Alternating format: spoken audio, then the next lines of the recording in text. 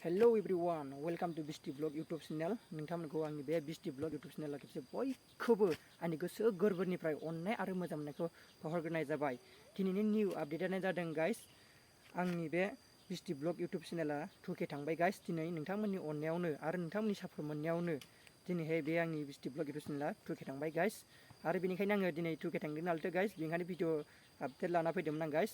आरो नोंथांमोना आंनि बे भिडिअफोरा माबायदि जादों एबा भिडिअफ्रा मोजां जादों मा जादों कमेन्ट खालाम, आरो मोजां जायाखैबा जायाखै कमेन्ट खालामबानो जाबाय गाइस, जाहाथे आङो मोजाङै मोजां भिडिअखौ मोजां लाबोनो हानायनि। आरो नोंथांमोना मोजां मोजां सापर्ट खालामबाय था, जाहाथे आङो मोजाङै दावगालांनो हायो आरो नोंथांनि सिगाङाव मोजां मोजां ब्लग भिडिअ लाबोनो हायो।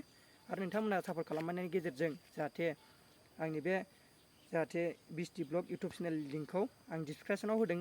जाय निउ गोदान एबा आंनि चेनेलाव जाय गोदान फैदों बिसोर साबस्क्राइब खालामना गालां आरो कमेन्ट्स खालाम।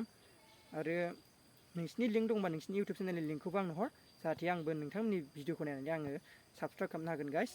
आरो आं बेखौनो बुंनो सानोदि गाइस, नोंथांमोना जानो हागौ जाहाथे आंनि भिडिअफ्रा मोजां जायाखै ओरै बुंनो हागौ गाइस, थेवब्लाबो आं जि रोंगौथि बेखौ रोंगौथिखौ आं देखायदों आरो भिडिअ लाबोदों गाइस। जाहाथे नोंथांमोना बे आंनि BISTI VLOG YouTube चेनेलखौ मोजां मोजां सापर्ट खालामलांबाय थागोन होननानै आं आसा खालामबाय।